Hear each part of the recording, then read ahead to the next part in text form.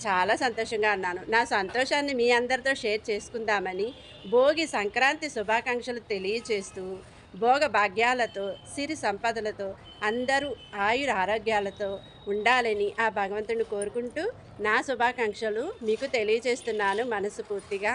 ఈరోజు నేను చాలా సంతోషంగా ఉన్నాను. చాలా సంవత్సరాల తర్వాత ఈ సం ఈ సంవత్సరం ఈ ఆనందాన్ని మీ అందరితో పంచుకోవాలని వచ్చాను. అంతేకాదు వాతావరణం కూడా చాలా బాగుంది. మంచు పడుతుంది. చూడండి, ఉదయం 9:30 అయింది. అయినా మంచు అలా పడుతూనే ఉంది.